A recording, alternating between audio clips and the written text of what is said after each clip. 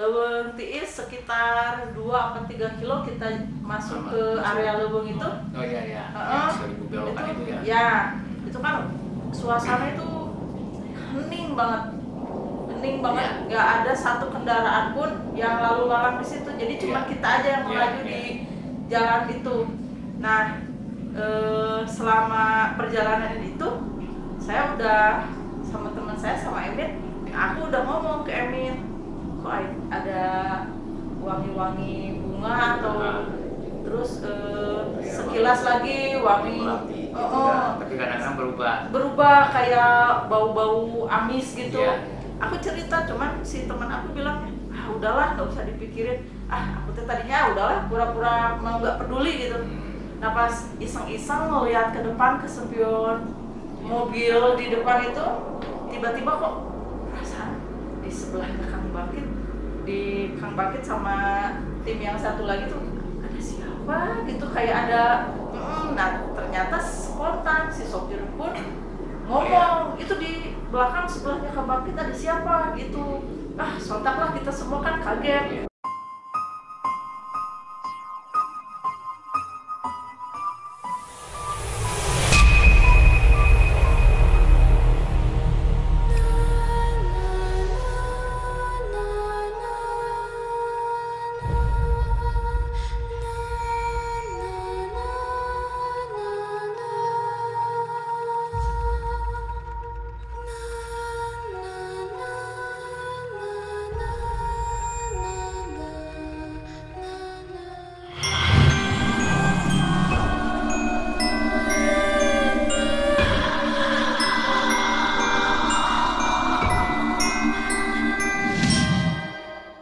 Berjumpa lagi dengan saya di acara channel YouTube The Daun Kelor Horror Story. Saya Bangkit ditemani dengan rekan saya Mei. Kita di sini berdua itu akan bercerita pengalaman saat kita sedang ke hutan Sancan ya. Iya, hutan Sancan. Jadi kita dari Cimahi itu berangkat sekitar pukul 10 malam. Tujuannya bukan apa-apa, kita mengejar supaya sampai sana itu sekitar dini hari subuh, kita bisa istirahat dulu sebentar di sana ya. Iya. Biar pagi-paginya kita langsung masuk ke wilayah hutan Sancan gitu. Dari Cimahi itu kita lewat jalur mana ya kalau nggak salah waktu itu? Ke Pangalengan waktu itu kita ngambil ke Pangalengan. Dan kita juga sempat istirahat ya, singgah ya di salah satu warung.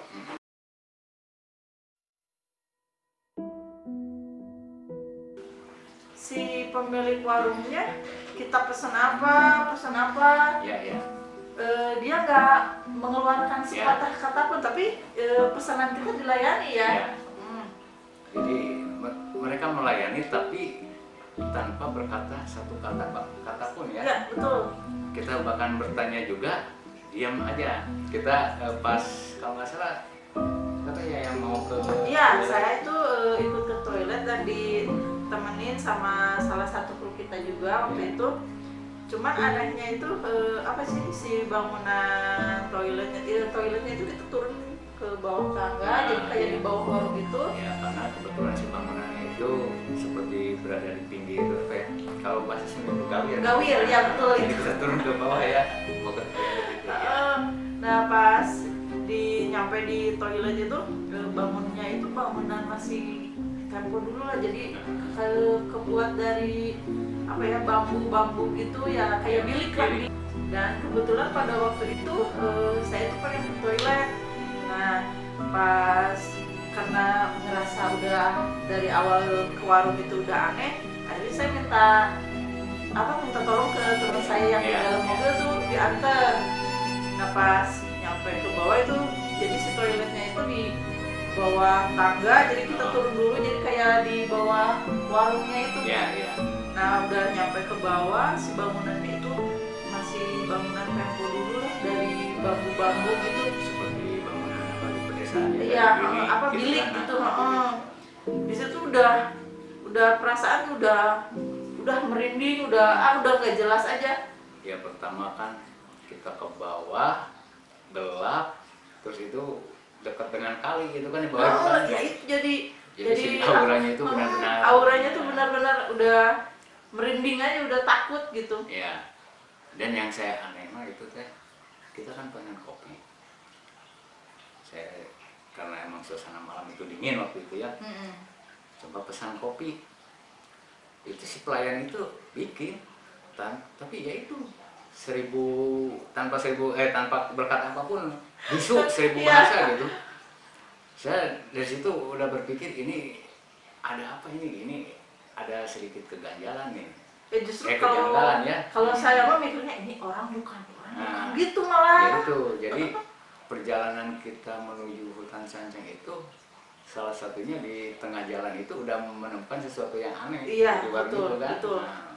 Nah, saya kan merasakan sesuatu yang aneh waktu ke toilet. Ke toilet ya. Nah, saya itu justru yang saya aneh itu saya di depan warung di atas itu saya pesan kopi, mereka melayani tapi tanpa sepatah kata pun. Saya jadi ragu-ragu mau minum air kopi, ini takutnya yang bikin orang atau apa gitu kan, ada perasaan seperti itu. Nah, sebegitu teteh muncul habis dari akhirnya kan kita berangkat, kita tinggalin aja. Iya, soalnya udah agak aneh gitu udah kan. aneh, udah was-was banget kan. Nah, akhirnya kita sepakat ya, kita pergi, kita menuju ke mobil. Kebetulan di dalam mobil itu ada rekan kita yang tertidur. Begitu kita masuk, dia terbangun. Di mana? Itu udah ngopi. Terus saya juga pengen ngopi, dia bilang, mana warungnya katanya? Itu di belakang. Nggak ada warung. Kita semua kaget. Akhirnya begitu menengok ke belakang ya emang tidak ada apa-apa. Ternyata di sana itu berupa pohon-pohon besar gitu ya, kayak hutan gitu kan. Wah, dari situ udah akhirnya kita cepat-cepat meneruskan perjalanan. Nah, selama perjalanan itu kita masing-masing berpikir apa itu kita udah udah gak jelas banget perasaan itu. Saya maaf ya, saya ke toilet itu saya di situ tuh di mana gitu, udah gak jelas banget. Justru yang jadi pikiran saya itu seandainya itu kopi diminum, itu yang saya minum itu apa?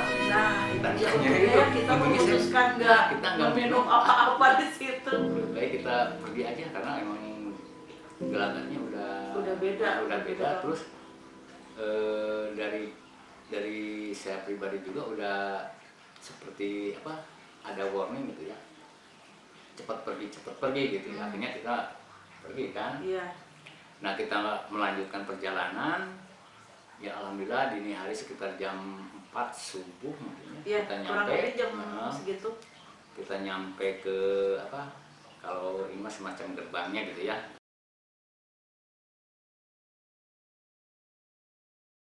untuk masuk ke area hutan Sancang itu.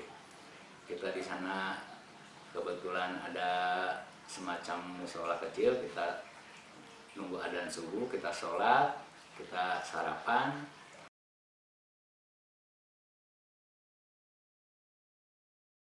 Nah, kebetulan di situ ada warga yang kebetulan ikut sholat juga di situ, bertanya sama kita kan, mau kemana? Ya kita ceritakan kita mau main ke hutan Sancang. Ya, si warga memberi saran, memberitahu ya sebaiknya kita berhati-hati dan menjaga kalau ini mah jangan sompral gitu. Karena jadi di situ diceritakan banyak kejadian, katanya di hutan Sancang itu banyak yang mendengar suara auman harimau lah, banyak yang ini kan penampakan yang tidak. Tapi karena emang niat kita udah kuat ya, akhirnya kita nyampe begitu pagi kita langsung masuk ke dalam. Nah, dari situ kita berjalan karena kendaraan mobil itu tidak bisa masuk. Adapun yang bisa masuk itu berupa motor. Iya, kalau motor bisa masuk. Tapi kalau misalnya pakai motor kita harus nyewa, kita hitung Mbak. Sayang lebih udah jalan aja sambil olahraga. Ya, akhirnya kita jalan. Pertama kita menuju ke, jadi dari warga itu kan dikasih tahu yang terdekat itu katanya ada apa, air kayak air terjun gitu melalui akar-akar. Nah itu katanya di situ suka banyak yang bersemedi atau Iya, nah, kita kan penasaran nih, kita coba ke sana.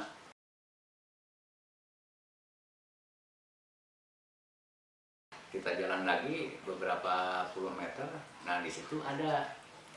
Jadi di situ itu emang kelihatan ada bangunan kayak untuk sengaja yang mau bersemedi dibangun untuk nginap di situ. Terus di depannya itu, nah itu si tempat yang suka dipakai orang-orang bersemedi. Nah keanehannya itu di situ yang nggak tahu kebetulan atau gimana gitu ya. Saya lihat di situ kan ada yang mandi ya, di pancuran itu ada yang hanya saya itu di sana itu sambil menunggu yang mandi itu selesai, saya melihat ke sekeliling gitu, terutama ke arah pancuran itu dan sekitarnya, karena di belakang itu ada seperti guha gitu ya, ada seperti guha tapi tidak terlalu dalam. Saya perhatikan di situ itu di sebelah kiri itu ada sebuah bongkahan batu gede. Iya, bongkahan batu. Mungkin kalau waktu teteh merhatikan kayaknya teteh juga bisa merasakan di situ tuh seperti ada bayangan hitam tinggi gede gitu kan. Saya liatin, nah pas saya perhatikan itu ternyata si sosok hitam itu tiba-tiba lama-lama kok semakin dekat, jadi kayak apa? Kayak mau datang menghampiri gitu. Iya. Saya kan kaget. Astagfirullahaladzim, saya bilang. Oh iya, itu saya ingat itu posisi saya sama rekan-rekan yang lain kan itu di bawah. Iya. Pas salah satu rekan itu ngelihat ekspresi Kang Bang itu kayak yang gimana, bertanya-tanya, kaget, dia langsung lari naik ke atas. Iya. Nah saat itu emang posisi itu emang karena mungkin karena saya melihat itu terus, jadi si makhluk itu seperti yang ditantang gitu. Iya.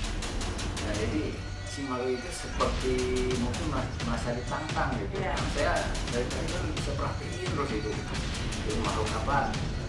Saya itu penasaran gitu lah dengan bayangin itu kan ada apa sih? Gede gitu, tapi bentuknya belum jelas gitu kan. Lama-lama dia merasa ditantang karena saya lihat itu malah nyampor kayak gitu. Ya untungnya karena kita udah terbiasa dan juga udah ada persiapan gitu ya, akhirnya si makhluk itu bisa kita usir lagi gitu. Kita usir, malah selama saya berada di situ saya perhatikan itu si makhluk nggak tahu kemana larinya gitu. Jadi nggak muncul lagi gitu. Ya terus keanehan yang lainnya itu pada saat kita coba mandi ya di sana, karena kebetulan gerah, kita udah berjalan cukup jauh, gerah, kita coba mandi di sana.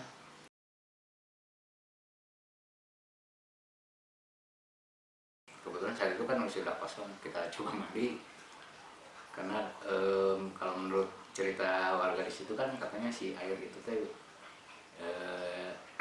membawa inilah gitu ya, membawa semacam ada khasiatnya. Saya mandi di situ, saya mandi. Nah yang anehnya itu begitu lagi mandi saya perhatikan ke atas itu, ini air kok dari mana sumbernya, tahu muncul dari akar gitu. Jadi ngikutin kayak akar, jadi si akarnya itu kan akar kecil-kecil kayak rambut. Nah si air itu ikut ngikutin akar itu gitu. Jadi kayak shower ya.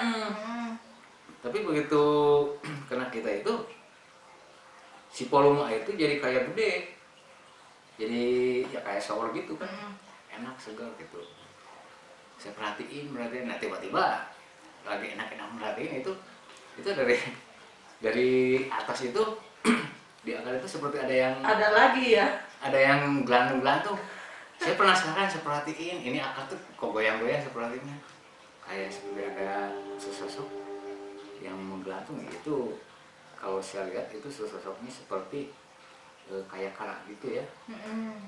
Ya mungkin penghuni di situ Penghuni juga. di situ. Mm-mm. Nah akhirnya setelah itu kita selesai, yang untungnya si yang kara itu kan dia hanya menggoyang-goyangkan itu tapi tidak mengganggu gitu. Kita selesai mandi, saya selesai mandi, akhirnya kita kan terus melanjutkan perjalanan ke Itu ke hutan bakau. nah itu di hutan bakau teh mungkin kita punya cerita nggak gimana gitu. Iya, kalau aku mah dari pas nyampe di yang tadi juga udah masih keinget waktu perjalanan, jadi Iya. udah nggak terlalu ini.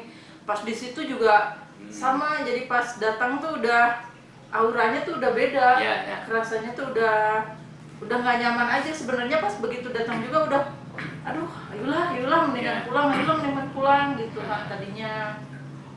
Karena memang suasananya tuh udah mah tempatnya juga sepi, Iya. terus ya suasana hutannya juga ya nggak bikin nggak nyaman. Iya.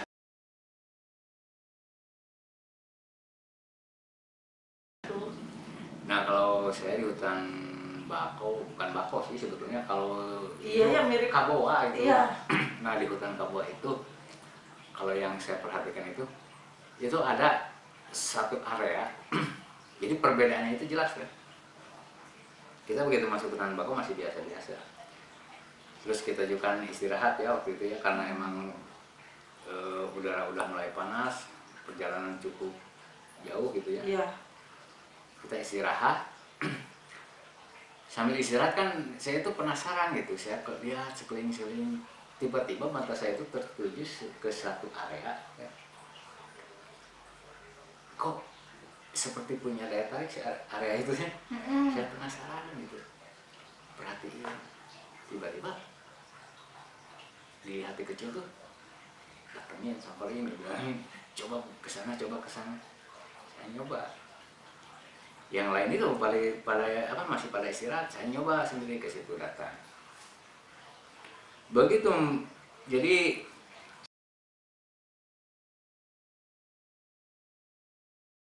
itu terasa badan itu seperti, kalau ini mungkin seperti dihimpit, kayak dihimpit benda yang berat. Oh iya, kayak Jadi terasa sesak gitu ya, terus badan jadi berat.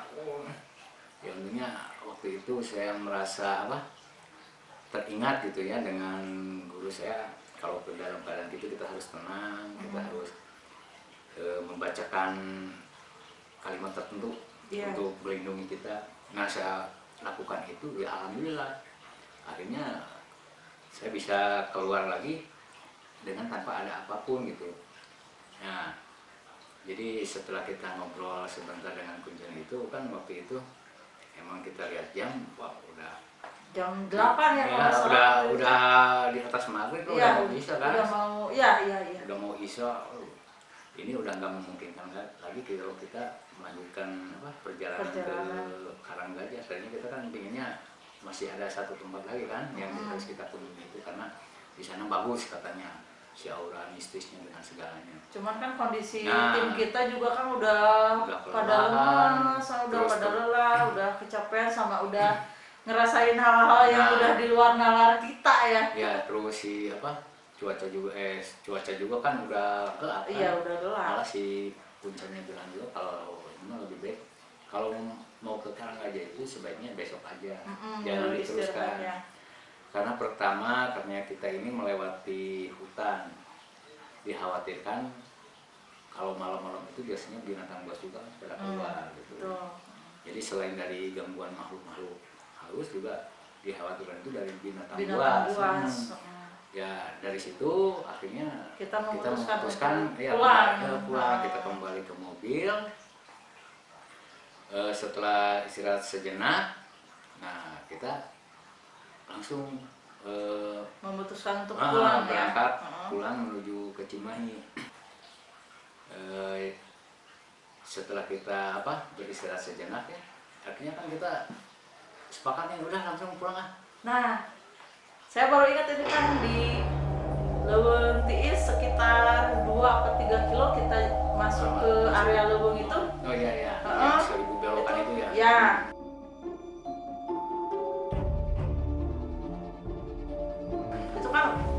suasana itu hening banget, Iya. nggak ada satu kendaraan pun yang lalu lalang di situ, jadi cuma Iya. kita aja yang Iya, melaju iya. di jalan itu. Nah, selama perjalanan itu saya udah sama teman saya sama Emil udah ada Kalau nggak salah mencium. saat itu kan saya lagi tidur ya. Ya, Kang Bangkit sama tim satu lagi tidur di belakang. Aku sama Emil sama kameramen di depan sama supir masih melek. Iya. Aku udah ngomong ke Emil, kok ada wangi-wangi bunga atau terus sekilas lagi wangi Melati gitu oh, kan. Tapi kadang-kadang berubah kayak bau-bau amis gitu. Iya. Aku cerita, cuman si teman aku bilang, ah udahlah nggak usah dipikirin. Ah aku tuh tadinya udahlah pura-pura mau nggak peduli gitu. Nah pas iseng-iseng melihat ke depan ke spion mobil di depan itu, tiba-tiba kok perasaan di sebelahnya Kang Bangkit sama tim yang satu lagi tuh ada siapa gitu, kayak ada nah ternyata spontan si sopir pun ngomong itu di belakang sebelahnya Kang Bangkit ada siapa gitu. Ah sontak lah kita semua kan kaget.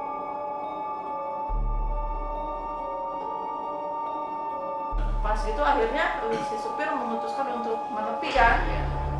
Aku ngebangunin Kang Bangkit sama teman lagi. Iya. Udah gitu kita turun dulu tim semua ngecek mobil semua. Iya. Itu semuanya aman, nggak ada apa-apa. Kita kan berdoa dulu ya. Nah akhirnya kita memutusin untuk berdoa menurut Iya. kepercayaan masing-masing di situ dan minta keselamatan sampai tujuan sampai pulang sampai ya. ke Cimahi ini ya. Dan Ya. alhamdulillah sih setelah Setelah kita kita berdoa si makhluk yang ikut di dalam mobil itu kan otomatis dia juga langsung pergi kan. Ya alhamdulillah akhirnya kita bisa sampai ke selamat, ya. Cimahi lagi dengan selamat. Jadi si mobil yang tadinya terasa berat Berat itu itu, setelah kita berdoa kita lanjutkan perjalanan, itu mobil normal Udah lagi normal lagi aja, lancar gitu sampai ke Cimahi. Pemirsa, demikian sekilas cerita yang pernah saya alami bersama Teh Neng saat perjalanan menuju hutan Sancang. Jadi selama perjalanan menuju dan begitu kembali ke Cimahi itu emang banyak hal-hal yang di luar nalar kita. hal-hal yang aneh lah. Iya. Gitu. Jadi emang kalau kita bisa simpulkan bahwa dimanapun keberadaan makhluk-makhluk halus itu emang ada. Dan kemanapun kita pergi, kita itu emang harus selalu istilahnya jangan sompral. Iya, jangan sompral. Kita jangan lupa berdoa sama yang di atas, sama Allah. Jangan sompral. Terus kita harus istilahnya berpamitan dulu, permisi gitu.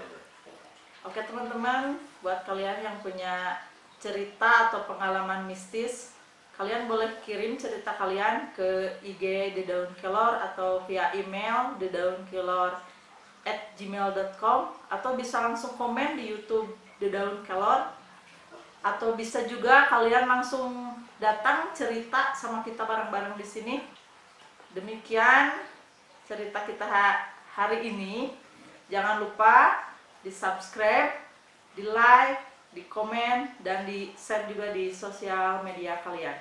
Terima kasih. Assalamualaikum warahmatullahi wabarakatuh.